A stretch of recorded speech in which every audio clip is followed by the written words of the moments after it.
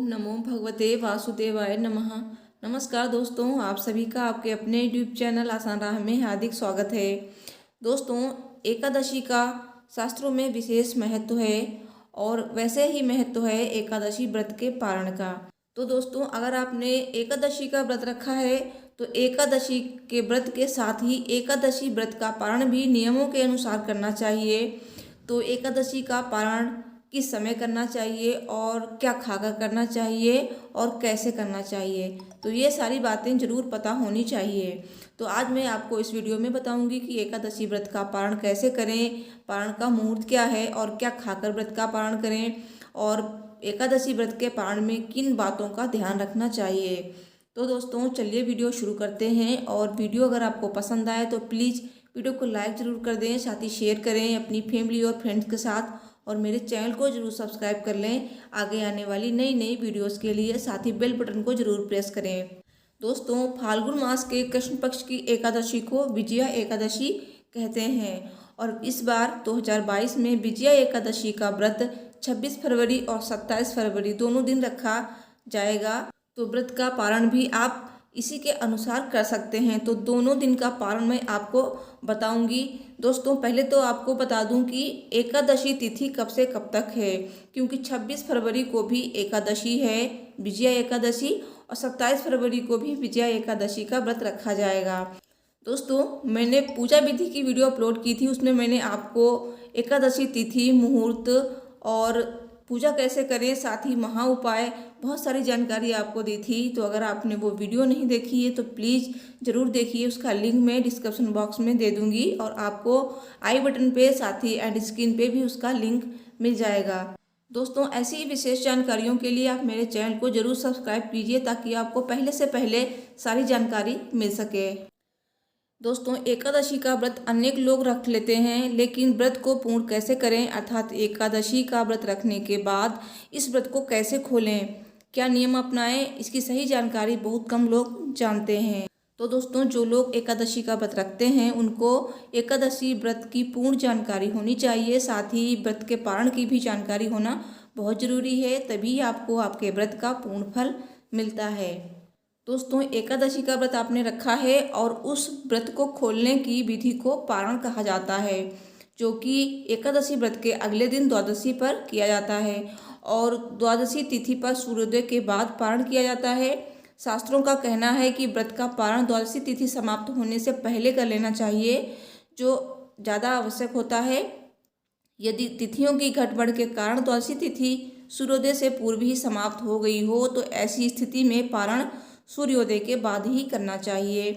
द्वादशी तिथि के भीतर पारण न करना पाप के समान होता है, इसलिए एकादशी व्रत का पारण हरिवासर में भी नहीं किया जाता है। तो हरिवासर समाप्त होने का इंतजार करना चाहिए। तो अब जानते हैं कि हरिवासर क्या होता है। द्वादशी तिथि की पहली 1/4 अवधि को हरिवासर कहा जाता है और एकादशी व्रत का पारण हरिवासर के दौरान नहीं किया जाता है, इतना आप ध्यान रखें। तो जब हरिवासर समाप्त हो जाए तब आप व्रत का पारण कर सकते हैं। और एकादशी व्रत खोलने का सबसे उत्तम समय होता है प्रातः काल। व्रती को मध्याह्न काल के दौरान व्रत तोड़ने से बचना चाहिए, अर्थात अर्थ ये हुआ कि प्रातः काल सूर्योदय के बाद 3-4 घंटे के अंदर व्रत खोल लेना चाहिए और मध्याह्न काल अर्थात प्रातः काल 11 बजे से दोपहर 1 बजे तक व्रत नहीं खोलना चाहिए।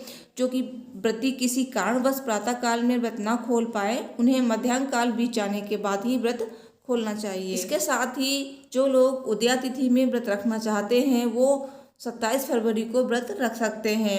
तो 27 फरवरी को व्रत रखने वाले लोग एकादशी व्रत का पारण 28 फरवरी को करेंगे और जिन लोगों ने 26 फरवरी को व्रत रखा है वो लोग एकादशी व्रत का पारण 27 फरवरी को करेंगे। दोस्तों, विजया एकादशी का व्रत वैसे तो उदया तिथि में रखा जाता है, तो 27 फरवरी को व्रत रखें। दोस्तों, एकादशी का व्रत काफ़ी कठिन माना गया है क्योंकि इसमें नियम दशमी की शाम को सूर्यास्त के बाद से ही लागू हो जाते हैं, जो द्वादशी की सुबह व्रत पारण तक मान्य होते हैं।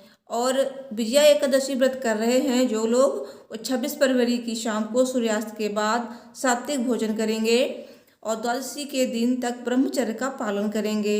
और एकादशी के दिन सुबह ब्रह्म मुहूर्त में उठकर स्नान आदि से निवृत्त होकर भगवान के सामने व्रत का संकल्प लें, दिन भर व्रत रखें और भगवान श्री राम की, भगवान विष्णु, माता लक्ष्मी की पूजा पूरे विधि विधान से करें। साथ ही रात्रि जागरण करें और अगले दिन यानी कि द्वादशी के दिन सुबह पूजा पाठ करके पारण मुहूर्त में ही व्रत का पारण करें। यानी द्वादशी तिथि पे आपको सुबह ब्रह्म मुहूर्त में उठकर भगवान विष्णु की वैसे ही पूजा करनी है जैसे कि आपने एकादशी व्रत वाले दिन की है। उसके बाद आपको शुद्ध सात्विक भोजन बनाना है, ब्राह्मणों को आपको भोजन खिलाना है। साथ ही आपने एकादशी व्रत में जो भी कलश स्थापित किया था उस कलश को ब्राह्मणों को दान में दे देना है, जो 7 अनाज वाला कलश होता है ना वो। उसके बाद ब्राह्मणों को दान दक्षिणा देकर विदा करना है। उसके बाद आप अपने व्रत का पारण कर सकते हैं।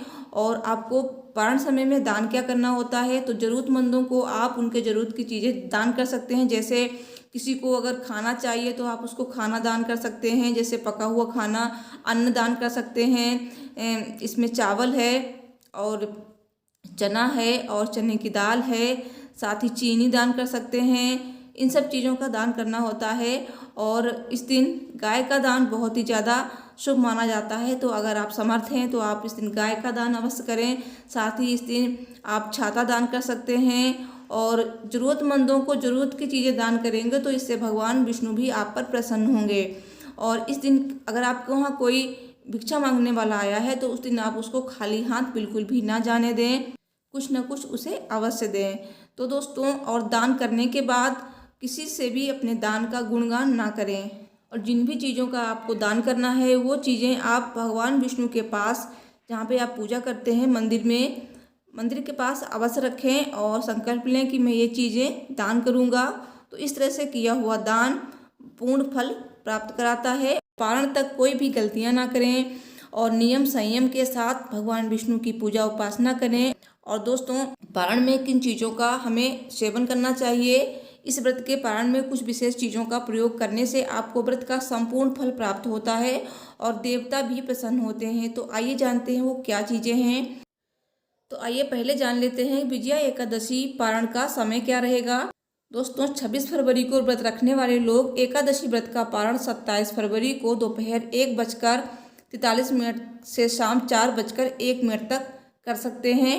और जो लोगों ने 27 फरवरी को व्रत रखा है वे लोग 28 फरवरी की सुबह 6:48 से 9:06 तक। दोस्तों, इस बीच एकादशी व्रत का पारण अवश्य कर लें। वैसे भी द्वादशी तिथि का समापन सूर्योदय से पूर्व ही हो रहा है। दोस्तों, भगवान विष्णु को तुलसी बेहद प्रिय है, तो और उनकी पूजा में यदि तुलसी ना हो तो वो पूजा या भोग स्वीकार नहीं करते हैं। तो इसलिए भगवान विष्णु के किसी भी व्रत में तुलसी का प्रयोग जरूर करें। और एकादशी व्रत के पारण के लिए आप तुलसी पत्र अपने मुख में डालकर भी व्रत का पारण कर सकते हैं। और दूसरा है कि अगर आंवले का सीजन है तो भगवान विष्णु को आंवला बहुत ही प्रिय है, क्योंकि आंवले के पेड़ में भगवान विष्णु का वास माना गया है, इसलिए आंवला का भी विशेष महत्व है। और एकादशी व्रत का पारण आंवला खाकर भी करने से अखंड सौभाग्य की प्राप्ति होती है, आरोग्य और संतान सुख की प्राप्ति होती है। तो आंवला खाकर भी आप अपने व्रत का पारण कर सकते हैं। और एकादशी व्रत के पारण पर चावल जरूर खाना चाहिए। एकादशी व्रत के दिन चावल नहीं खाने होते हैं, लेकिन द्वादशी के दिन चावल खाना उत्तम माना जाता है। और ऐसी मान्यता है कि इस दिन चावल खाने से प्राणी रेंगने वाले जीव की योनि में जन्म लेता है, लेकिन द्वादशी को चावल खाकर व्रत का पारण करने से इस योनि से मुक्ति भी मिल जाती है। और व्रत के पारण में जो भी भोजन आपने बनाया है उसमें घी का प्रयोग करना चाहिए। गाय के शुद्ध देसी घी से भी व्रत के पारण का भोजन बनाना चाहिए। और घी को सबसे शुद्ध पदार्थ माना गया है, तो ये सेहत के लिए भी काफ़ी अच्छा होता है। तो इन चीज़ों का आप सेवन कर सकते हैं। अब जानते हैं कि किन चीज़ों का हमें बिल्कुल भी सेवन नहीं करना चाहिए एकादशी व्रत से लेकर व्रत पारण तक। तो पारण करते समय कुछ चीज़ें जो हैं उनका प्रयोग बिल्कुल भी नहीं करें, जैसे कि मूली, बैंगन, साग, मसूर की दाल और लहसुन प्याज आदि का पारण में प्रयोग निषेध माना गया है। तो इन सब चीज़ों से दूर रहें और आप इन सब चीज़ों का प्रयोग बिल्कुल भी ना करें। और आप इस बीच क्रोध और हिंसा ना करें, किसी से लड़ाई झगड़ा ना करें, ब्रह्मचर्य का पालन करें। तो इन सब बातों का ध्यान रखेंगे तो आपका व्रत पूर्ण होगा और भगवान विष्णु की कृपा आपको हमेशा मिलती रहेगी। तो दोस्तों वीडियो पसंद आई हो तो प्लीज़ लाइक शेयर जरूर करें, साथ ही चैनल को भी सब्सक्राइब कर लें। Thanks for watching. हर हर महादेव, जय माता दी।